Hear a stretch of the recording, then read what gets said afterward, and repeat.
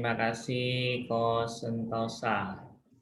Selamat pagi semuanya. Sukihotu, Namo Buddhaya. Namo Buddhaya. Iya, ini saya boleh memastikan semua videonya on. Bisa nggak ya? Feli, Jovita, Yurika, Rehan, ya. Oh, ada yang dari apa? Sorry, ada di kendaraan ya, luar biasa. Mendengarkan dhamma di kendaraan adalah berkah utama gitu ya. Ya, karena zaman dulu nggak ada mobil Buddha itu. Mungkin kalau ada mobil ini menjadi berkah utama juga. Karena kapanpun ya waktu masih ada kehidupan itu menjadi penting untuk kita belajar dhamma. Yang lainnya kalau mungkin ada kendala boleh chat di kolom chatting supaya memastikan kehadiran kita semua dan saya tidak bicara sendirian gitu ya. Baik, terima kasih undangan yang diberikan, sebuah ladang kebajikan yang tentu sulit saya tolak ya kalau tidak berbenturan dengan agenda lain, saya sulit menolak karena ladang kebajikan itu menjadi penting untuk kehidupan kita yang tidak pasti. Bahasa saya terlalu dewasa mungkin ya, terlalu tua karena memang saya harus memberikan informasi ini kepada remaja yang katanya remaja ini adalah manusia-manusia peralihan ya. Namanya peralihan itu paling nggak enak. Peralihan dari anak menuju peralihan dari remaja menuju dewasa. Jadi antara anak dan dewasa itu remaja ya. Maka seorang remaja penting sekali untuk diberi informasi baik supaya menjadi hal-hal yang bagus untuk kehidupan kedepannya. Nah, oke, sebelum Ko Franky mau mulai, Ko Franky ingin kalian tepuk tangan buat kalian semua atas kesehatan kalian. Ya. Selamat loh, selamat karena kalian termasuk orang yang sakti, mandraguna, bebas dari corona, bisa tidak terisolasi sendiri kan? Ini menjadi syukur karena persentase orang atau kasus positif di Indonesia lebih dari dulu 1%, sekarang naik terus ya sampai 5%, 20, sekarang mungkin 10% lebih ya. Artinya kalau 10% lebih dari 100 orang ada 10 yang kena corona gitu ya. Kalau kita umat Buddha ada sekian, mungkin ada bahkan para biku kita pun sudah ada yang kena positif COVID begitu ya. Syukur beberapa sudah sembuh dan beberapa masih ada di rumah sakit. Nah, syukur ini perlu kita rayakan sebagai sesuatu yang baik ya. Nah, tetapi kadangkala remaja ini sekali lagi kita di zaman kalian lahir sudah mulai itu sudah ada YouTube ya, rata-rata tahun lahirnya 2000 ke atas. Lahir sudah mama kita udah pakai gadget ya. Mungkin pas lahir mama sambil gendong kamu, mama selfie di IG-nya gitu ya. Lalu mungkin juga pas lahiran papa IG live dengan saudara-saudaranya mungkin kita nggak tahu ya. So teknologi informasi luar biasa di zaman kalian dan kami sebagai orang yang peduli dengan kalian sekali lagi Ko Franky, Ko Sentosa dan semua yang hadir yang lebih dewasa atau lebih tua usianya hari ini kami peduli dengan kalian maka kami luangkan waktu kami yang harusnya Ko Franky itu guling-gulingan gitu ya baca buku tidur-tiduran main sama anak tapi ya kita korbankan sekian menit untuk kalian dan kami tidak bisa berharap banyak apa yang akan menjadi bermanfaat atau tidak untuk kalian. Kami tidak berharap banyak. Minimal dari sekian ribu orang yang hadir hari ini ada satu yang bisa menjalankan hal yang baik dan melanjutkan semangat kita untuk menjadikan generasi Buddhis khususnya generasi yang siap dengan perubahan. Oke? Sekarang Ko Franky mau share screen dulu. Share screen supaya ada visualisasinya ya. Oke, kalau sudah kelihatan screen-nya boleh acungkan jempol di kolom reaction. Monggo. Screen-nya kelihatan belum? Oke, ya. Judulnya mumpung masih muda ya. Kalau sudah tua sih agak repot ini. Ya. Teman-teman saya yakin mumpung masih muda, sekali lagi mumpung ya, karena usia muda itu lewatnya cepat sekali kalau tidak terasa. Saya aja kaget, saya udah 40 sekarang ya. Itu agak shock juga loh, saya sudah 40 ya. Aduh, wah repot ini sebentar lagi dipanggil Tuhan ini ya. Nah, jangan dulu. ya kan. Dipanggil Tuhan kapan aja, kalau udah lewat 40 itu segera siap-siap bertobat ya. Oke, kalau kita bukan bertobat terus tanam kebajikan ya. Nah, mumpung masih muda, ini judul sebagai apa namanya tema hari ini, motivasi remaja gaul ya. Kalian remaja gaul ya, gaul artinya tanggap teknologi ya. Orang tua sekarang aja sudah bisa pakai Zoom juga, sudah bisa pakai IG juga, macam-macam lah ya, mumpung masih muda. Nah, saya akan bercerita apa namanya, masa-masa saya sebelum saya tumbuh seperti hari ini. Ya banyak lebih ke pengalaman ya. Judul kemarin kan muda penuh karya, tua karya raya, mati masuk surga. Ini seperti mainan kita dulu ya. Dulu kita kecil, kalau kalian masih ngalamin, kalau mungkin enggak juga nggak apa-apa, karena kalau di masa saya ya, ketika Doraemon menjadi tontonan favorit ya, ketika RCTI menjadi TV swasta pertama, itu kami ngalamin ya. Terus kita juga mainan kampung kita ada namanya mainan seperti ini ya. Biasanya muda foya-foya ya, tapi kita ganti penuh karya ya.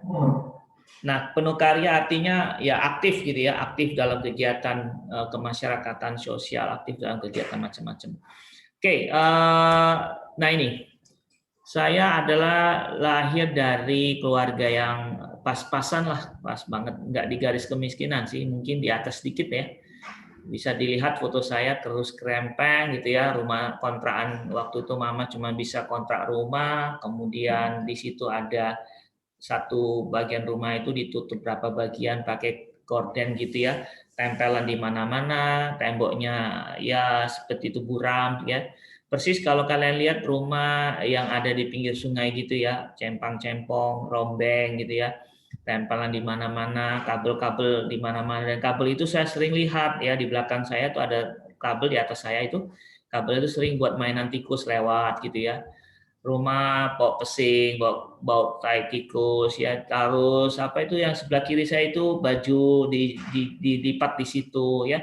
Jadi sangat-sangat apa ya, ya tidak nyaman lah ya. Tapi waktu itu saya nggak ngerti nyaman tidak nyaman. Yang penting hidup tidak panas, tidak hujan, di rumah kontrakan pinggir jalan yang sering dilewati truk besar, sehingga setiap malam pasti saya tergoncang. Dan jadi saya juga terbiasa dengan goncangan tersebut, tetap tidur nyenyak karena capek, besok ada ujian sekolah atau besok harus upacara bendera gitu ya. Nah, ini kehidupan saya di tahun 93, sangat-sangat apa menurut saya tidak senyaman hari ini, tetapi ini yang saya alami, ini yang saya punya, ini yang dekat dengan saya, tidak pernah saya masalahkan, tidak saya protes. Tetapi seorang Frankie waktu itu senantiasa aktif ya, belajar, terus juga berorganisasi. Waktu SMP saya juga persis seperti kalian mungkin ya, malas ke wihara, ya, malas mendengarkan dhamma, ya biasalah. Saya belajar merokok pertama kali ya, bukan pertama kali, ketiga kalau empat, karena saya pertama kali merokok usia 2 SD kalau nggak salah, mencuri ya, naik pohon rambutan. Saya pengen lihat om saya kok ngerokok terus, apa yang dihisap ya, kita ambil, kita curi, naik ke pohon rambutan, kita hisap, waduh kayak gini toh namanya rokok ya. Pas SMP saya di kampung ya, saya mengenal apa kayak ganja, saya mengenal ya, saya nggak hisap ya, nipam, saya mengenal ekstasi ya, saya mengenal apalagi ya, macam-macam lah narkotika ya. Waktu itu teman-teman saya di kampung itu sudah pakai seperti itu, dan saya cuma lihat aja waktu itu, ditawarin saya nggak mau ya, untungnya ya. Kemudian saya coba membolongi telinga saya ya, dulu modelnya adalah telinga laki-laki itu pakai anting ya, pakai anting. Ya ternyata sekarang sudah model lagi di Korea gitu ya. Itu ikut saya mesti, zaman saya dia ikut ya. Kayaknya dia nggak gaul berarti. Terlalu lama dia pakai anting, itu barusan sekarang. Kalau saya sudah tahun 93 sudah pakai anting saya. Saya coba bolongi anting supaya murah, saya pakai es batu ya, es batu. Akhirnya kuping saya mengeras dan saya tusuk, gitu ya. Selesai mengeras ternyata nyerinya datang. Waduh ya ampun, saya bilang. Ya wes, itu pengalaman saya waktu tahun 93, sekolah di kampung dengan pergaulan orang kampung, di mana mereka tidak punya cita-cita yang tinggi, mereka tidak punya harapan yang besar, yang jelas yang penting sekolah selesai. Ya, begitu juga saya terpengaruh seperti itu, nggak punya cita-cita mau sekolah kemana. Tapi syukur adalah saya tipe orang yang nggak mau kalah. Ya.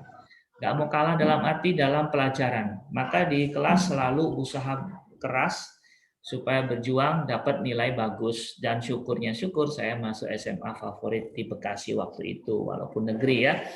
Dan pergaulan saya malah bisa ngakalin banyak preman dulu, preman di sekolah, karena preman tuh suka minta uang ke saya. Saya bilang, kalau kamu minta uang lagi, aku nggak ngajarin kamu matematika loh.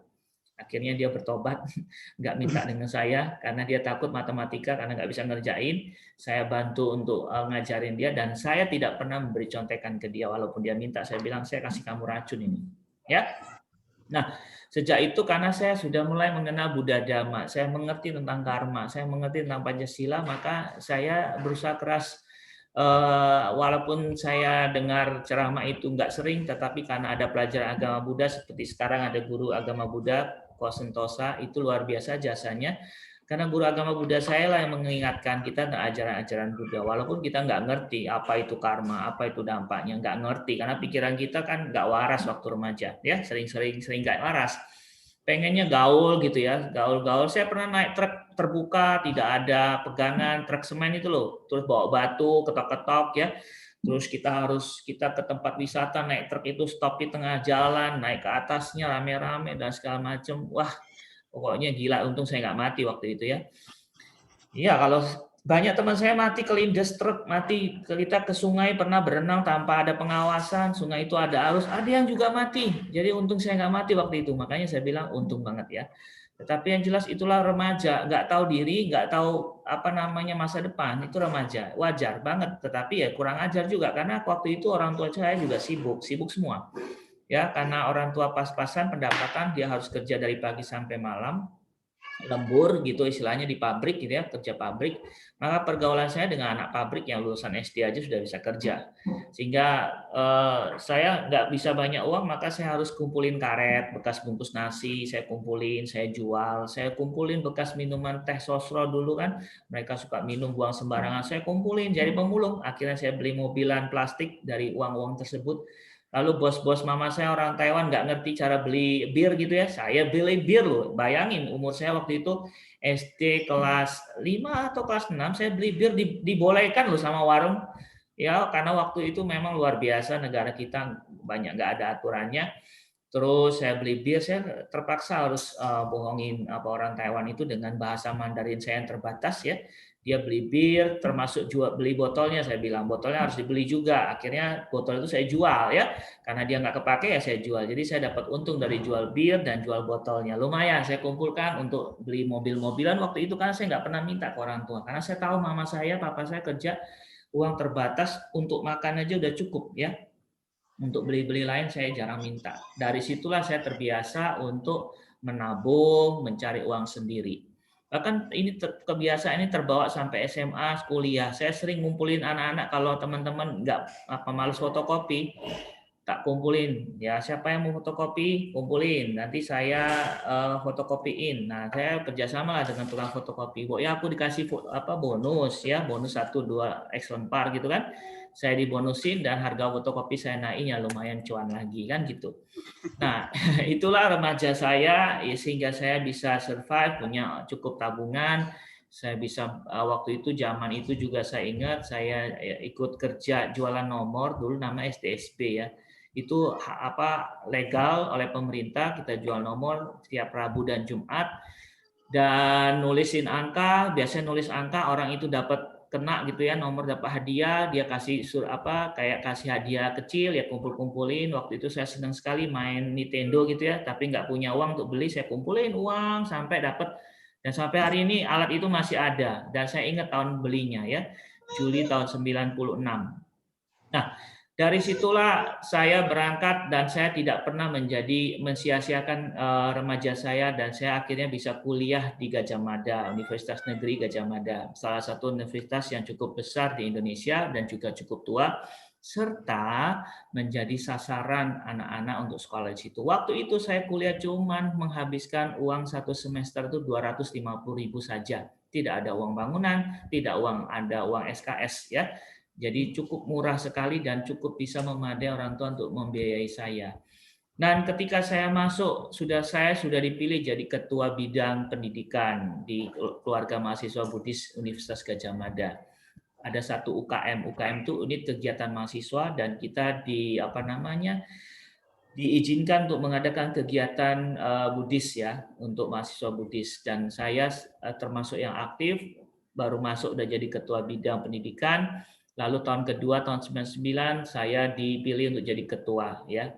Ini anggota saya yang paling banyak angkatan 99 ya waktu itu. Dan sekarang kita punya grup, mereka masih ingat saya sebagai pimpinan mereka waktu itu, dan mereka semua sekarang sudah jadi jutawan, sudah punya usaha masing-masing ya. Oke, nah ini saya tidak berhenti. SMA juga saya aktif dalam kegiatan pelajar Buddhis namanya Prabu di Bekasi. Ya, jadi SMA saya aktif, mahasiswa saya aktif, ya sampai saya juga bergabung di kegiatan wihara namanya Widya Sena, Widya Loka. Sampai hari ini pun saya jadi alumni yang aktif membimbing mereka. Kurang lebih nanti setiap acara biasanya mereka mengundang saya sebagai narasumber atau moderator. Ya salah satu itulah. Itu aktivitas saya. Jadi kuliah saya tidak hanya kuliah saja, tapi juga saya aktif dalam berorganisasi. Ya, seperti itu. Sampai di sini ada pertanyaan? Nah, dikit-dikit aja. Jadi kalau bicara nakal, saya nggak nakal banget, cuman saya kena orang nakal aja. Ya, tapi yang jelas saya dari kampung ya, SMP-nya. Sekarang saya pernah pukul orang juga waktu SD sampai matanya merah karena dia gangguin saya, sering dikatain saya Cina. Saya kaget karena dari Palembang saya nggak pernah dikatain Cina gitu, karena di Palembang Cina semua gitu ya. Kalau di Bekasi Cinanya saya cuma beberapa, ya akhirnya saya dikata-katain, saya nggak sanggup, akhirnya saya pukul matanya sampai merah gitu ya. Dan dilapori oleh wali kelas, dan disetraplah saya di situ, dan saya ngomong apa adanya. Saya sudah sebel sekali dihina-hina seperti itu. Ya, pas dia bohongin depan wali kelas saya pukul lagi. Sampai sekarang dia jadi teman saya. Dia penarik angkot, setiap saya kalau pulang Bekasi ketemu angkot dia, di-free-kan saya. Oke teman-teman, itu masa saya remaja. Kalau ada pertanyaan monggo, kalau nggak ada saya akan lanjut. Saya beri waktu 1-2 menit. Speechless. Kenapa nih kita speechless? Nih kita pernah bandel juga kayaknya nih. Anyone? Any question? Please give a question to me. Ada. Oke, Jason. Oke, Jason ketemu lagi nih Jason. Iya. Silakan Jason. Nggak ada pertanyaan. Oh, nggak ada. Oke, Jason. Kamu makin besar, makin tinggi. Ikut USU toh kamu Jason ya, kalau nggak salah? Kenapa? Ikut USU ya? Itu kan cuma waktu festival aja. Oh, ya. Sedikit saya ingat. Felix cuma rambutnya aja dipamerin, Felix mulutnya nggak ada. Oke, nggak ada, saya lanjut ya. Oke, halo semua, ini Miko. Oke, saya lanjut. Itu masa suram remaja saya, dan saya sudah masuk ke masa kuliah tadi. Oke, nah ini dia. Sudah terlihat?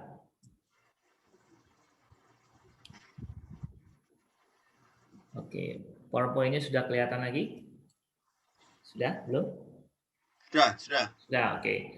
Ya inilah kita kumpul-kumpul, kita semua di Gadjah Mada rata-rata adalah perantau ya. Ada yang dari Medan, ada yang dari Lampung, Palembang, mana-mana, Jakarta ya, Bandung. Kita kumpul dalam satu keluarga. Nah inilah ketika kumpul-kumpul seperti ini ternyata teman ada cinta lokasi ya, biasalah ya. Cinta lokasi, saling menunjang, saling menguatkan, dan kita sampai hari ini akrab, dan semua orang yang kumpul di foto ini ya rata-rata pengurus, mereka semua termasuk orang yang cukup memadai dalam kehidupan duniawinya. Artinya bisa makan, bisa berkeluarga, punya pekerjaan yang layak, punya suami istri yang baik, segala macam ya. Jadi saya pikir ini mungkin karena tabungan kebaikan yang tidak sengaja kita buat sebuah aktif dalam organisasi, aktif dalam kegiatan sosial yang nggak dibayar ya, seperti apa kegiatan-kegiatan di wihara itu kan nggak dibayar, tetapi kita kerja keras memikirkan orang lain. Nah, ini satu stand yang kita buat kalau ada mahasiswa baru kita jemput bola supaya mereka itu nggak bingung cari kos, nggak bingung cari makan, tempat pelesiran yang baik di Jogja di mana, itu kita kumpul sebagai kakak kelas waktu itu. Nah, sekarang saya akan showkan bagaimana kelanjutannya setelah saya kuliah, terus saya kerja. Ya, ini sudah tampil belum? Nah, akhirnya saya berkeluarga ya. Berkeluarga, istri saya seorang Nasrani, tapi beliau sekarang sudah aktif dalam belajar Buddhis. Ya, dan saya lahir tahun 80. Ini kelihatan belum? Belum. Belum ya? Belum. Videonya kan ya? Videonya belum muncul. Bukan belum. Oh ya, dia nggak bisa ini berarti. Dia nggak bisa link, hyperlink. Kadang-kadang Zoom nggak bisa hyperlink. Karena saya show-nya itu saya coba ambil yang lain. Ya, ini dia. Oke.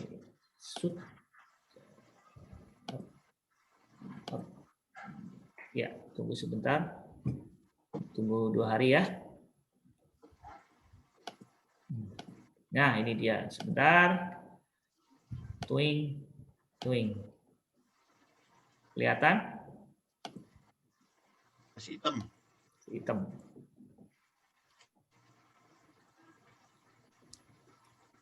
Masih hitam?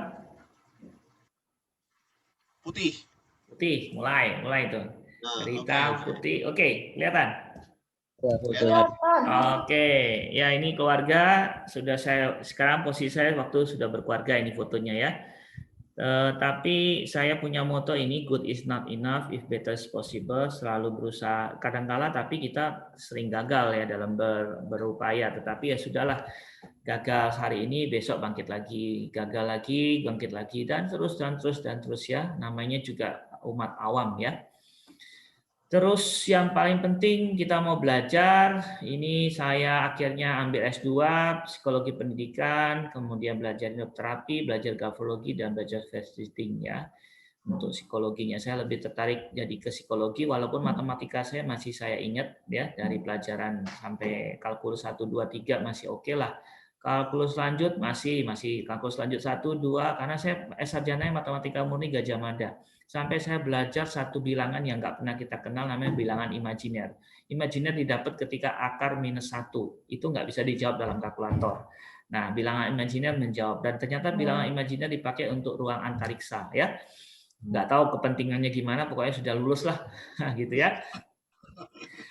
Oke, terus ya saya mulai karir mengajar, guru, ya jadi event organizer. Sebenarnya saya suka wira swasta zaman dulu, tapi bidangnya pendidikan gitu ya. Terus saya mengajar sampai ke Aceh ya, kemana-mana lah. Ini berkat remaja saya yang aktif tadi, sampai saya nggak bisa diam. Dan akhirnya saya juga menawarkan beberapa biarawati. Susah lo ngajar suster. Ya, pastor aja susah untuk mengajar di tempat ini. Kalau teman-teman pernah ke Palembang, tahu Rumah Sakit Caritas ya. Nah, itu salah satu rumah sakit terbesar di Palembang yang berhasil saya lobby untuk saya berbagi pengetahuan ke para susternya. Ya, sampai akhirnya saya diberi kesempatan berbagi kepada para karyawan seluruh rumah sakit itu ya. Rumah Sakit Caritas. Nah, saya juga mengajar bidan juga yang notabene muslim, tentang public speaking ya, macam-macam lah. Dan itu semua sekali lagi bukan tiba-tiba hadir, tiba-tiba datang, semua dimulai dari masa remaja ya. Masa remaja yang saya sangat confident sekali. Dulu saya sangat takut sekali karena ya malu ya. Saya punya teman itu paling laki-laki cuma 2 atau 3 orang yang mampir ke rumah. Dan saya malu untuk pacaran. Kenapa? Lah gimana rumahnya aja berantakan gitu, masuk gang ya, kecil, terus tikus lewat kadang-kadang nggak permisi gitu ya. Jadi nggak berani untuk melakukan pacaran. Dan akhirnya saya mulai pacaran tuh semester berapa ya? Semester 6 ya. Kenapa saya cerita pacaran selalu vulgar di depan teman-teman sekalian? Karena itu penting untuk penjajakan. Penjajakan kamu tuh egoisnya seberapa, kamu memperhatikan seberapa, dan itu adalah proses pembelajaran sebelum menikah. Karena kalau udah menikah repot ya, ribut dikit nanti cerai, ribut dikit nanti pulang ke rumah mertua, gitu ya, repot. Maka belajarlah ketika pacaran, ya. Belajar komunikasi, bukan belajar yang lainnya ya. Belajar komunikasi, belajar merayu, belajar apa namanya, mengalah, belajar konflik, hadapi konflik seperti itu, ya. Nah, ini akhirnya saya bicara mana-mana, saya pernah ikut Pak Baja. Kalian kalau yang laki-laki, yang perempuan sekarang bisa ikut Pak Baja loh, Ana Garini dengan Samanera ya. Ikutlah sekali. Seumur hidup saya ikut sekali toh kok, 96 ya, tahun 96 di Cukur, dingin banget, nggak pakai celana dalam juga dingin banget ya. Semua saya pernah ngalamin, terus juga akhirnya saya coba jadi biku sementara di Myanmar. Ini mereka ngumpulin uang, keluarga saya di sana setengah mati, sekarang Myanmar dikudeta ya. Mereka kumpulin sekitar 600.000 untuk satu orang biku loh. Jadi saya cuma 20 hari, dia danai, dia foto bareng dengan saya, digundulin, rambutnya disimpan sama mereka. Saya dianggap anak mereka, anak dalam dhamma istilahnya gitu. Nah ini orang tua saya dalam dhamma. Saya juga bingung alamat mereka di mana sekarang. Pengen ngucapin thank you gitu ya, tapi susah dihubungi. Terus ya ini kesempatan saya yang lain, saya bicara kurang lebih di 20 wihara ya, dan saya bukan seorang romo, saya bukan seorang pandita, tetapi saya diundang di mana-mana karena pengalaman saya di Jogja, dan juga saya dikenal banyak biku sangga yang senior seperti Bante Panya, Bante Joti, yang Bante senior lainnya, karena kami aktif waktu itu di Jogja ya. Terus ya saya bergabung dengan Evasiko, dari sinilah saya diberangkatkan ke India free 11 hari ya, pulang bawa uang gitu ya. Nah, terus ini aktivitas saya di pandemi pun saya nggak bisa diam ya. Pernah bareng Nikita juga jadi moderator, dengan itu juga kalau nggak salah pacarnya Nikita itu Bram. Kemudian saya juga di radio juga saya sering, sekarang saya sering siaran di radio setiap Selasa sebulan sekali di Jogja loh radionya, tapi live lewat telepon ya. Pernah juga di televisi RRI juga, sampai saya sudah sampai Bandung juga, mahasiswa Bandung undang saya, dan sekarang ya menyebar lah ya, menyebar. Kemudian acara yang serius-serius ya untuk sekolah Meta sendiri, kemudian dengan Bante Utamo karena KBTI juga, saya aktif di KBTI sebagai pendatang baru ya. Kemudian saya menulis buku, yang ini saya puasa nih nulis buku karena baru pindahan dari Jogja ya. Biasanya saya setiap tahun ngorbitin buku ya. Ini buku sudah 9, bukunya nggak dijual, gratis. Anda cukup cari kata kuncinya Arya Wangsa Franky, banyak yang sudah upload di versi digital atau PDF-nya. Karena saya nggak berniat berjualan buku ya. Oke. Nah, kemudian kepemimpinan, saya kepala sekolah SD, kepala sekolah SMP, kepala sekolah SMA, semua pernah jadi kepala sekolah lah. Kemudian jadi R&D, HRD, dan sekarang jadi deputi di Meta School ya. Nah, teman-teman, ini kayaknya buahnya jadi manis di belakang, tapi sekali lagi saya nggak nipu kalian. Semua buah itu ternyata diperoleh karena saya remajanya aktif. Karena saya remaja ketemu orang yang nakal ya. Orang nakal itu jangan dimusuhi, jadikan teman tetapi jangan terpengaruh. Caranya gimana? Ya tadi ngakalin dia ya. Salah satunya tadi, kalau bisa kita harus punya bidang keahlian sendiri. Kalau saya bidang keahlian saya dulu matematika, karena saya maaf ulangan nggak pernah dapat 7 ulangan matematika selama saya dari SD sampai SMA. Sering 6 gitu ya. Bukan, seringnya di atas 7. Ya, rapot saya pun 8, 9. Sehingga saya kalau deketi orang nakal itu, saya deketi dengan matematika. Lu mau bisa nggak matematika? Kalau lu mau, lu jangan nakal dengan gua ya. Deal? Deal. Gua ajarin lu sampai bisa. Oke, gratis. Lu jangan minta uang dengan gua, oke? Lu jaga gua, oke? Oke. Jadi friend dengan mereka gitu loh. Ya. Oke, jadi kata kuncinya yang ingin saya sampaikan sesungguhnya ada di slide terakhir ini, teman-teman. Oke, ini slide terakhir saya. Waktu saya tinggal berapa menit, Ko Sentosa? Oh, masih panjang, tenang aja. Masih panjang. Wah, saya pengen cepat-cepat selesai masalahnya. Nah, ini sudah tampak belum? Daur kehidupan? Ya. Oke, nah ini yang penting yang saya ingin sharekan tuh ini teman-teman. Sederhana sekali hari ini belajarnya. Masa lampau Anda menunjang masa kini Anda. Masa kini Anda sangat menunjang masa depan Anda. Jadi Anda itu bergerak ke depan karena sekarang. Maka kalau sekarang Anda malas-malesan, sekarang Anda buang waktu hanya cuman untuk menikmati kesenangan mata, kesenangan mulut ya. Kesenangan mulut bikin gendut, kesenangan mata bikin mata kering, ya. Kesenangan telinga jadi congean, ya. Ya kalau kita cuman kesenangan indera yang kita puaskan, maka jangan takut masa depan akan suram gitu ya. Jangan takut. Itu sudah apa hukumnya. Tapi kalau Anda hari ini kerja keras, hari ini Anda belajar, jangan banyak minta, jangan banyak komplain, ya. Jangan banyak minta, jangan banyak komplain. Pikirkan ide kreatif, maka Anda akan menjadi orang yang tidak susah seperti kami yang kami alami hari ini, ya. Apa namanya? Kehidupan kita hari ini, pekerjaan kita hari ini, pendapatan kita hari ini, semua ditentukan karena usaha kita di masa lampau. Kata orang bijak mengatakan hasil tidak mengingkari usaha. Hasil tidak mengingkari usaha. Jelas? Suara saya jelas? Jelas, jelas. Oke. Ya, sudah cukup. Jangan banyak-banyak. Itu aja yang mau saya sampaikan. Kalau ada pertanyaan, kita akan diskusi lebih panjang. Itu lebih penting. Ya. Tapi biasanya, oke, silakan. Ya, silakan buat teman-teman sedama yang mau bertanya.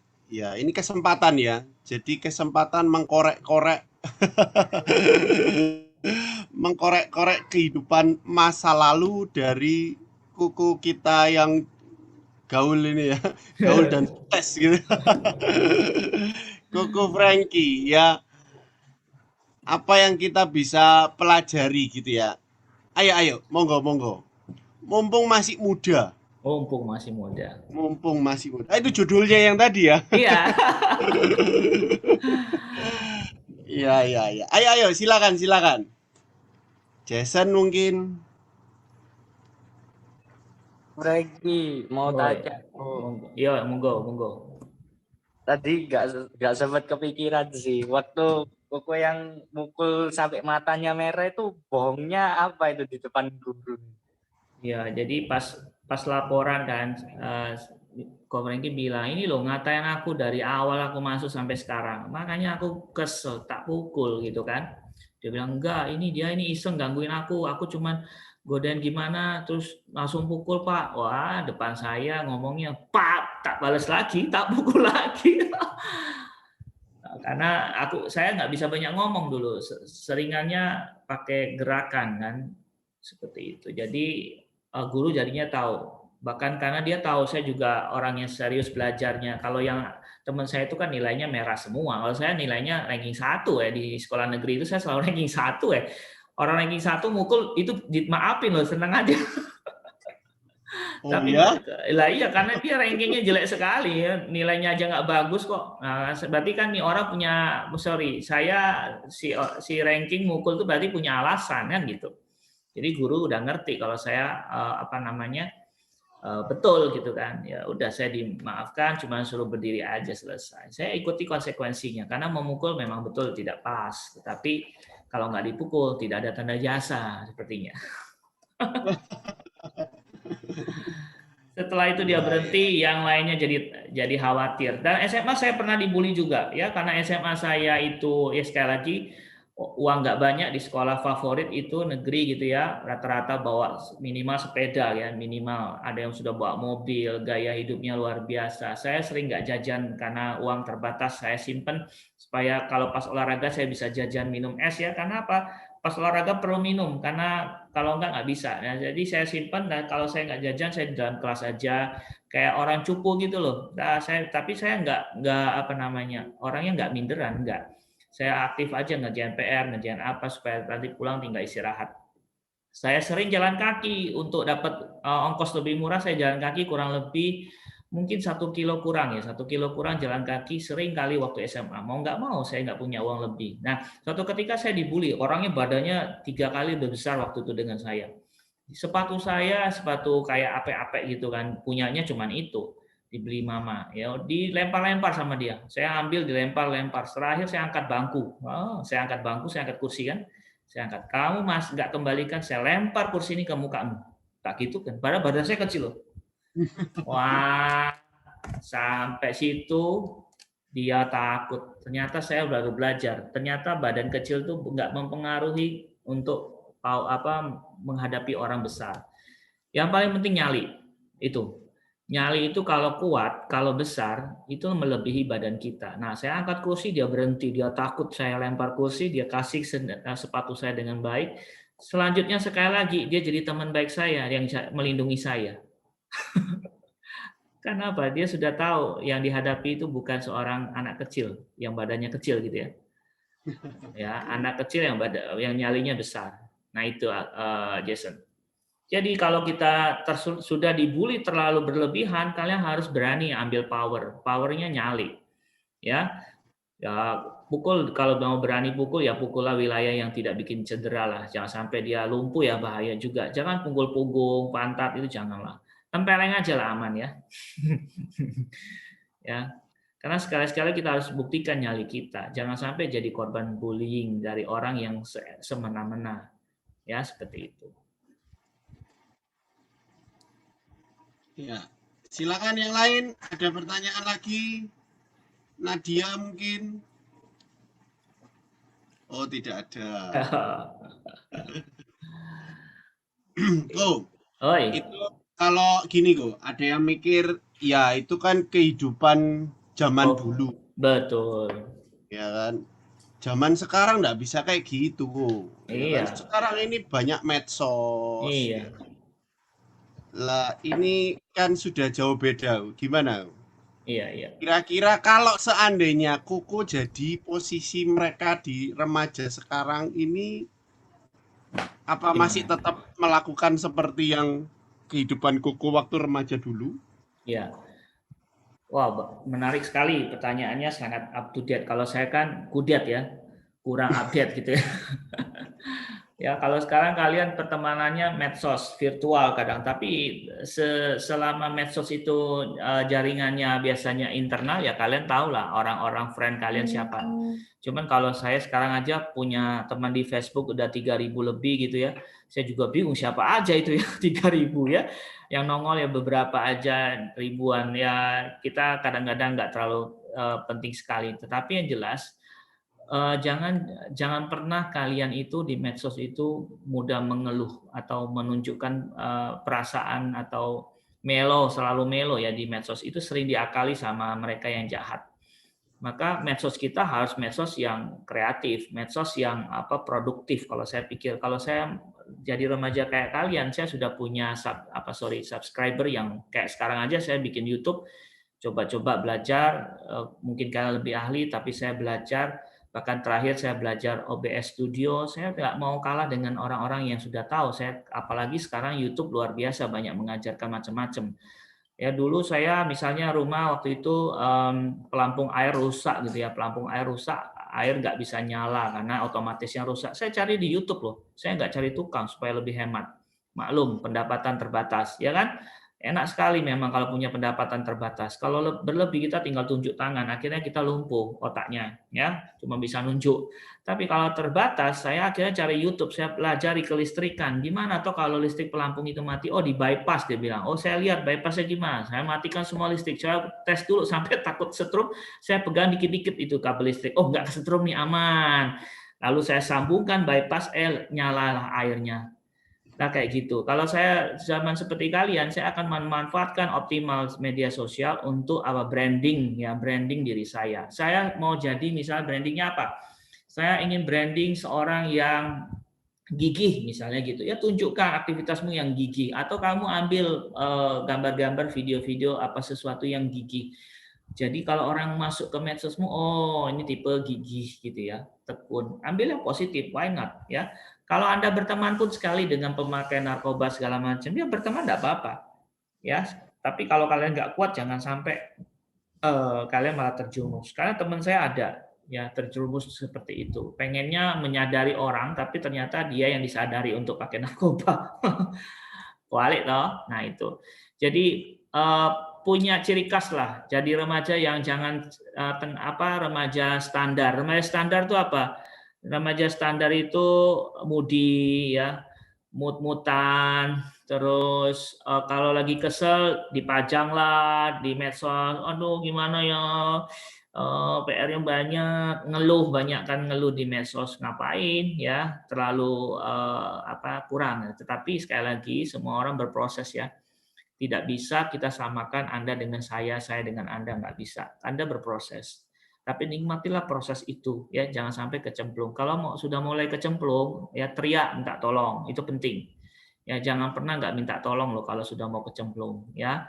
Ko Franky, Ko Sentosa membuka hati, membuka tangan untuk menolong. Ya asal tanganmu juga dibuka untuk menggapai tangan kami. Kalau enggak kami nggak tahu. Gitu.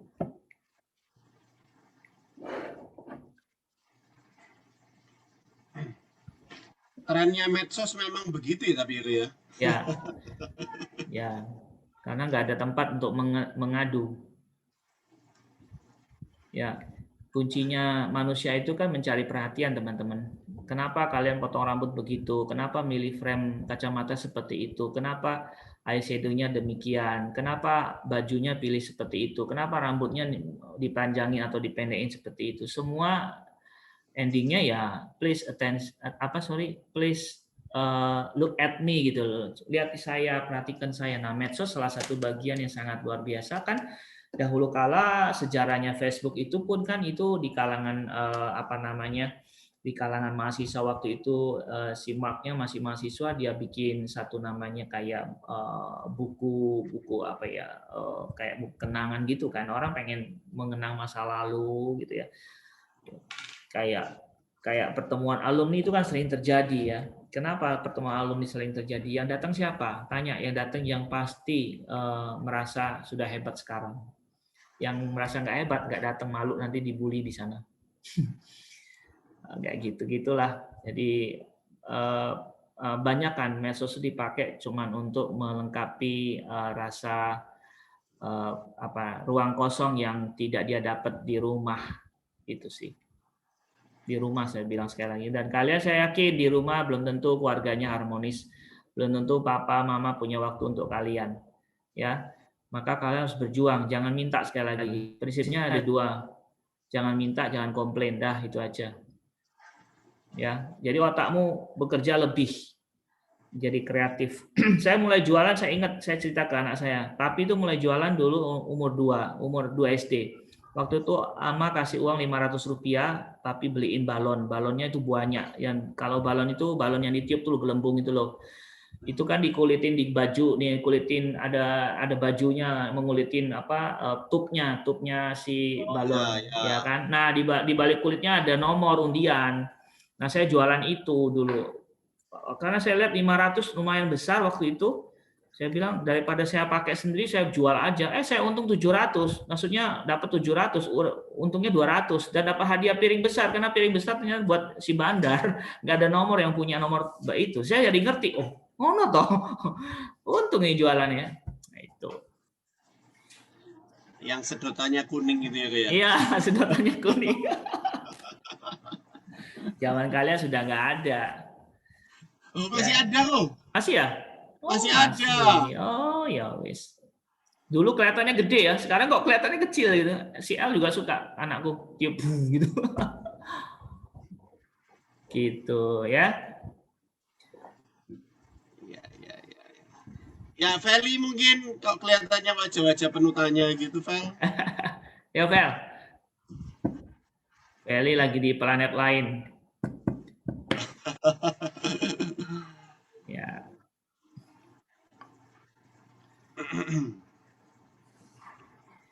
Ya, enggak ada pertanyaan? Kalau sama aja itu paling malas bertanya. Ya. Cuma kalau nggak ada pertanyaan berarti coba Ko Franky yang bertanya mungkin. Oke. Ya boleh pakai ini aja ya, boleh pakai reaction aja. Reactionnya boleh jempol gini sebagai yes, dan apa ya, kita pakai O aja, open mouth kalau no gitu ya. Ya, sekali lagi itu open mouth itu no dan ini jempol itu yes. Tapi pertanyaannya memang sudah diupdate dulu. Zoom-nya kalau belum update belum ada itu. Kalau sudah update di versi 5.5 sudah bisa. Coba tes dulu jempolnya muncul kan? Jempol. Yes, oke. Oke, sekarang open mouth-nya dimunculkan. Open mouth, ya, oke bisa. Oke, sip. Ya, di sini di antara kalian boleh jawab yes or no gitu ya. Jawab sederhana aja jawabnya yes or no. Oke. Kalian pengen punya masa depan lebih baik daripada hari ini, dalam arti punya masa depan baik tuh mandiri, punya pendapatan sendiri, punya keluarga, kalau keluarga punya anak, mau ya? Oke, ada yang belum jawab. Ada yang mau jadi Samanera atau Anagarini? Ada? Oh, ada.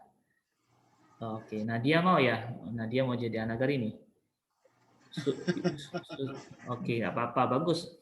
Nah, mau jadi apapun kalian tentu harus mempersiapkan, betul ya?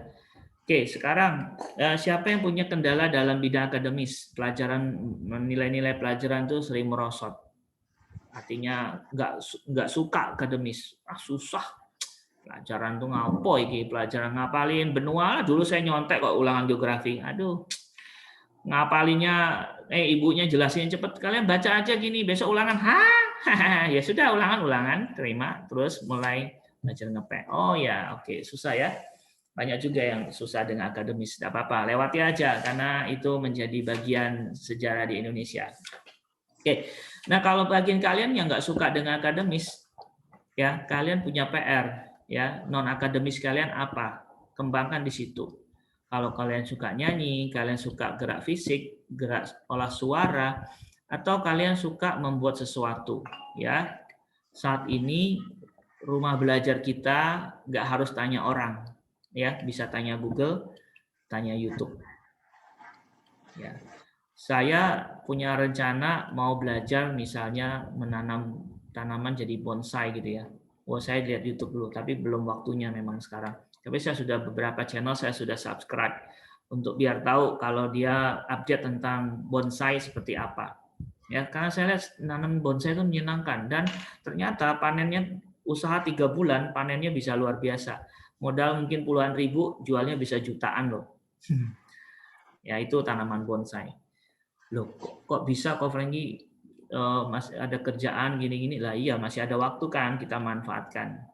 Oke, begitu juga kalian yang nggak suka akademis, cari sesuatu yang kalian suka. Kalau kalian sekarang murid-murid saya di Metaschool juga banyak cita-citanya mau jadi YouTuber. Pertanyaan saya selalu, kamu YouTubernya segmennya apa? Ya, mau bahas game apa? Tokoh idolamu siapa? Kalian harus cari contoh, ya.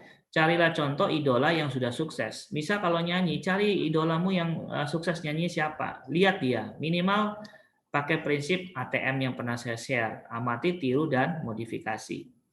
Ya, teman-teman sekalian, remaja Buddhis sekalian juga harus paham sejarah Korea Selatan. Korea Selatan dulu negaranya lebih parah dari Jakarta. Ya, godnya juga hitam. Sama kayak Singapura juga situ, godnya hitam, rakyatnya sembrono gitu ya. Dijajah bertahun-tahun oleh Jepang. Tapi untungnya kerajaan itu luar biasa, kerajaan Korea itu memutus ya tim ahli lah di raja walaupun dia dijajah oleh Jepang, dia bilang kita niru aja dengan Jepang, kita nggak usah bikin budaya baru. Budayanya apa? Budaya Jepang yang kita tiru. Maka dia amati Jepang kerjanya gimana, dia tiru disiplinnya segala macam dia tiru. Tapi kita modif ya. Nah, itu amati, tiru dan modifikasi. Maka Korea Selatan sekarang majunya minta ampun ya, hampir setara dengan Jepang. Bahkan Jepang itu merasa tersaingi. Suatu ketika Jepang menghentikan impor semikonduktor dari Korea. Supaya apa? Maksudnya ekspor ya. Jadi Korea supaya tidak bisa bikin Samsung lah istilahnya. Ya, LG, Samsung, Hyundai, Kia, semua usaha multinasionalnya Jepang itu multinasional Korea bangkit. Prinsip mereka cuma satu tadi, amati, tiru, dan modifikasi. Idola mereka siapa? Jepang, karena dijajah bertahun-tahun oleh Jepang. lalu diamati, ditiru, dan modifikasi. Nah, kalian juga begitu. Nggak suka pelajaran, nggak masalah. Yang penting lolos ya.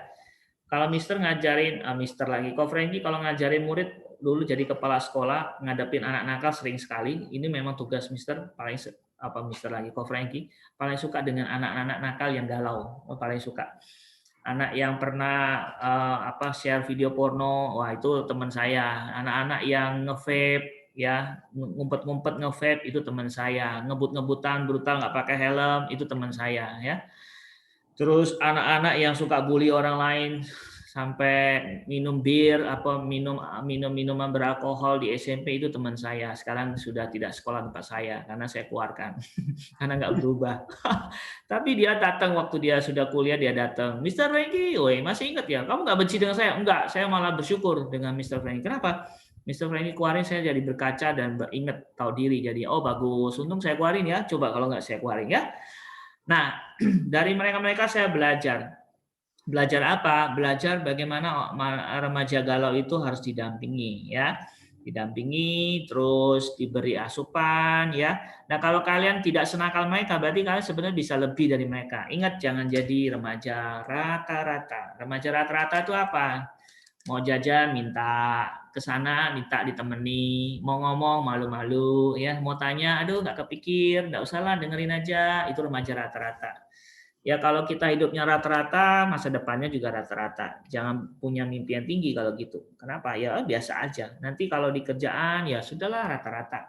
Ya, jangan. Ya kalau bisa kita dipercaya orang, lihat sikap kita kerja. Ini bukan orang rata-rata. Teman-teman remaja perlu tahu ke depan kalian itu bersaing bukan dengan remaja Indonesia. Kalian bersaing dengan remaja kawasan Asia Tenggara, Asia Pasifik. Ya lihat Australia sudah mengirim pelajarnya ke Indonesia untuk belajar Indonesia. Loh, di Australia sudah ada pelajaran bahasa Indonesia. Kenapa dia ada pelajaran bahasa Indonesia? Dia tahu potensi Indonesia dari Sabang sampai Merauke, 270 juta penduduknya, ya luasannya luar biasa. Nomor 4 tertinggi, terbanyak, terpadat penduduknya di dunia, nomor 4 loh. Bayangin aja.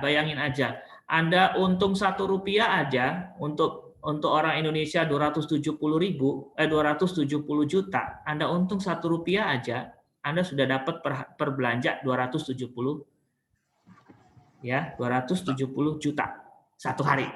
Itu Rp1 ya. Kalau untungnya 1.000 gimana? Wow, kaya raya Anda.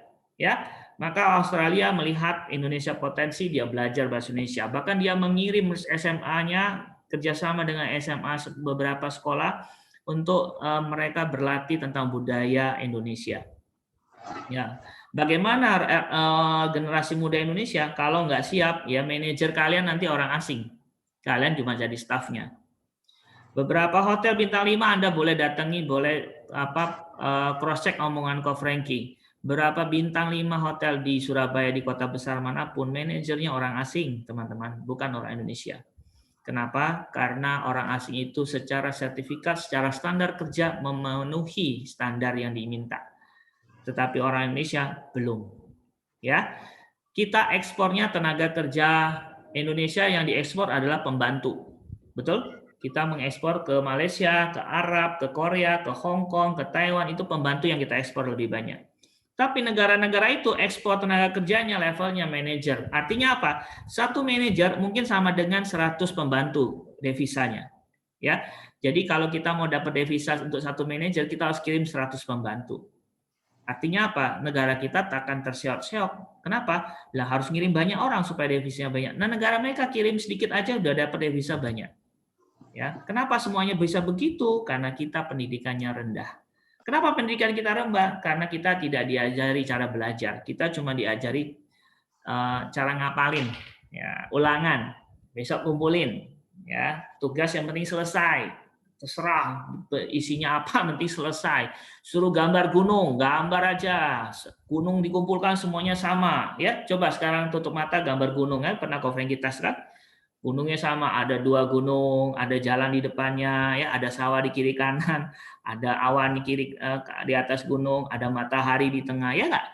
Seluruh gambar gunung semuanya begitu. Nah, maka kalian umat Buddha, generasi Buddhis memang nggak banyak. Semoga kita itu sesuai dengan hukum piramida. Hukum piramida itu segitiga. segitiga seperti ini, ya. Semakin atas semakin sedikit. Nah, semoga umat Buddha yang sedikit ini mengisi bagian puncaknya. Sadu, sadu, sadu. Ya. Nah, tetapi semuanya itu tidak begitu aja terjadi. Semua harus diupayakan dengan ketekunan, kerja keras, dan dilatih sejak Anda mumpung masih muda. Gitu. Udah, kebanyakan Oke. ngomong. Oh, Oi. Pertanyaan terakhir. Ya, sebelum meninggal ya. Kan kalau dilihat dari topik judulnya itu kan apa, muda penuh karya. Oke, tadi sudah penuh karya gitu ya. Terus tua kaya raya. tua kaya raya. Oke lah, sekarang Bu Adalah. Franky sudah berkecukupan gitu ya. Oke, amin, sadu. Itu rumah di belakangnya itu mewah banget gitu Oh kan. ya, Metaschool itu. Iya, terus yang terakhir ini yo. Mati Gimana masuk ini? surga. Nah, ini apa yang harus disiapkan ini berarti, Bu? Nah ya, dalam beberapa sutta mungkin juga di Abhidhamma atau beberapa catatan bahwa kematian, proses mendekati kematian itu menentukan kelahiran kembali. Jadi kalau ketika kita menjelang ajal dalam kondisi yang nggak senang, unhappy gitu ya, itu akan sangat menguatkan kita terlahir di alam susah karena modalnya kesusahan, modalnya penderitaan, gelisah ya. Tapi kalau modalnya gembira, modalnya hati yang tenang, sehat, bukan sehat, senang lah, gembira, terus dia mendekati ajal, dia bisa terima, maka dia akan kemungkinan besar, ini saya sebut kemungkinan, bukan yang pasti, terlahir di alam yang lebih baik. Minimal surga yang paling rendah, yaitu alam manusia. Ya, manusia ini termasuk surga paling rendah. Karena di sini kita bisa menikmati indera kita, ya. Alam-alam yang bisa menikmati indera itu termasuk surga. Tapi alam-alam yang alam-alam nggak bisa menikmati indera seperti setan, anjing, segala macam, binatang ya, itu sulit. Nah, sehingga kalau kita muda kita penuh karya, tua kita punya kaya raya, artinya hidup kecukupan. Orang yang hidupnya kecukupan itu nggak stres dalam arti gelisah karena ekonomi seperti itu. Mau makan cukup, nggak makan nggak apa-apa, ya nggak kepanasan, nggak kedinginan, ya cukup semualah, bisa lah. Maka tentu dia ketika ajal dia dalam kondisi batin yang happy. Nah, ketika happy cenderung dia lahir di alam yang bahagia seperti itu. Cenderung ya. Yang lainnya karma tetap diperhitungkan walaupun detik-detik kematian menentukan, tetapi usia kelahirannya mungkin gini ya, ceritanya gini. Dia penjahat, tapi pas meninggal detik-detik pas meninggal dia happy gitu ya, gembira, dia bertobat gitu kan. Dia mungkin lahir di alam yang bahagia, tapi umurnya pendek. Ya mungkin setelah jadi meninggal. Karena apa? Karma masa lampau yang lainnya menunjang untuk dia tidak lagi lahir jadi manusia, misalnya begitu. Cuma dia nikmati sebentar doang. Nah, kalau kita mau lama, sejak kita sadar terus menanam kebaikan. Jangan ditunda, teman-teman. Sekecil apapun Anda misalnya lihat saya sering dulu melihat sampah gitu ya di kelas, saya ambilin, kumpulin, buang. Sekecil apapun. Kulit pisang gitu ya, di jalan, ada batu di jalan, pinggirkan. Ada paku dilihat di jalan, pinggirkan. Ya, walaupun kecil, kalau rutin itu membawa kebahagiaan. Kita nggak usah mindahin gunung, aduh ngalangi jalan di gunung. Jangan. Gitu sih. Oke. Oke. Ya, kira-kira gimana teman-teman? Ada yang mau ditanyakan lagi sebelum ditutup? Cici Nikita sudah siap? Oh, Cici Nikita ngapa nih? Nyanyi? Oh, enggak, Cici Nikita yang share screen. Oh, oke. Ya, kalau sudah saya tutup ya. Terima kasih atas kesempatan yang diberikan. Semoga kita semua maju dalam Dhamma. Semoga kita semua terus menjadi remaja yang lebih baik dan akhirnya dewasa kita mencapai apa yang kita cita-citakan. Sabesata bhavantu sukhitata. Semoga semua makhluk hidup berbahagia. Sadu. Ya, semoga